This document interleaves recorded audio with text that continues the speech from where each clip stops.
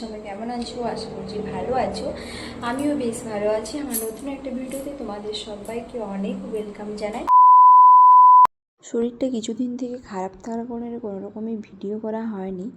তো দেখো আমাদের ব্যালকনি থেকে চারপাশটা খুব সুন্দর লাগছিল, আর এই দিকটা পুরো কাজ চলছে।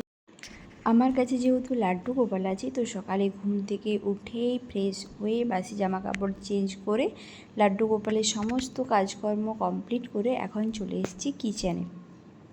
আমার বর সকালবেলায় ডিউটি যাবার সময় বলে গেছে যে আজকে দুপুরবেলায় রুটি খাবে, তো সেই জন্য দেখো রুটি আর এই যে সমস্ত রকম সবজি দিয়ে একটাই সবজি বানাবো। সবজিগুলো আমি কেটে ধুয়ে পরিষ্কার করে নিয়েছি। তো এখন কড়াইতে হালকা জল দিয়ে আর সবজিগুলো একটু সেদ্ধ করে নেব লবণ আর হলুদ দিয়ে। তো রুটি সব দিন খাওয়া হয় না, দুপুরবেলায় কোনো কোনো দিন খাওয়া হয়। সবজিটা আমি খুবই সিম্পলভাবে রান্না করব, তো তোমাদের সঙ্গে শেয়ারও করবো।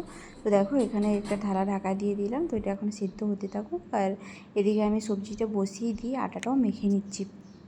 তাহলে কি বলো তো, সবজিটা সিদ্ধ হতে হতে আটাটা মাখা হয়ে যাবে, আর আটাটা যদি একটু আগের থেকে মাখানো থাকে তো রুটিটা ভালো হয়। এটাকে আমি কিছুক্ষণ ঢাকা দিয়ে রাখবো। আর দেখো আটা মাখতে মাখতে এদিকে আমার সবজিটাও সেদ্ধ হয়ে গেছে। তো এখন এই সবজিটাকে একটা জায়গায় কেড়ে নেব।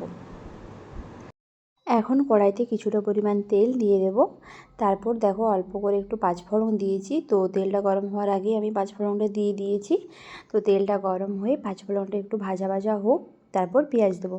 তো দেখো তারপরে পেঁয়াজ কুচিটাও দিয়ে দিলাম। পেঁয়াজ কুচিটা এখন একটু লাল লাল করে পেঁয়াজটা একটু ভাজা হয়ে যাওয়ার পর এরপর দেব আদা আর রসুনের পেস্ট।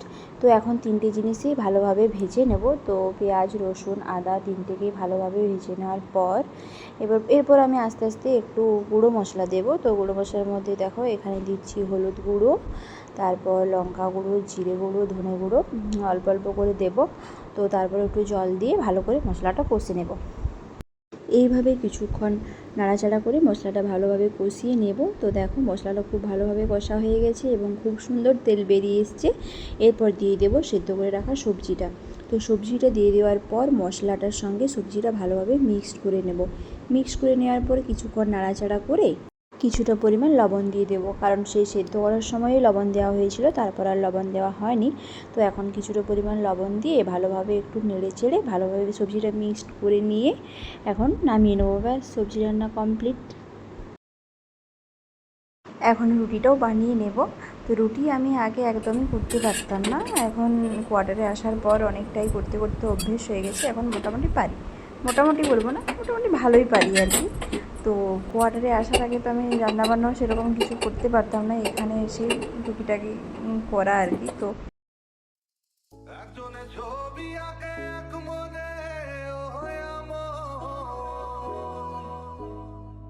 আরেকজনে বসে বসে রং মাখে।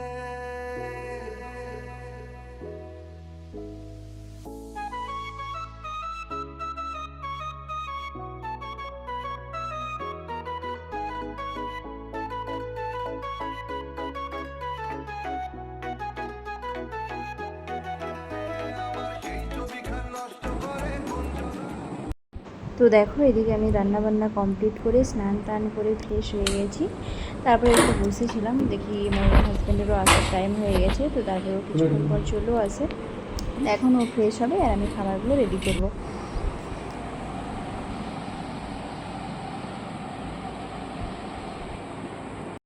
তারপর সন্ধেবেলা একটু দুজনে বেরিয়েছিলাম। এখানে যেহেতু সন্ধ্যের দিকেই দোকান বসে, তো সেই কারণে সবজিপাতি নেওয়া ছিল টুকিটাকি, তো সেগুলো নেওয়ার জন্য গিয়েছিলাম। তো ভিডিওটা তোমাদের কেমন লাগলো অবশ্যই জানিও। সবাই ভালো থেকো, সুস্থ থেকো।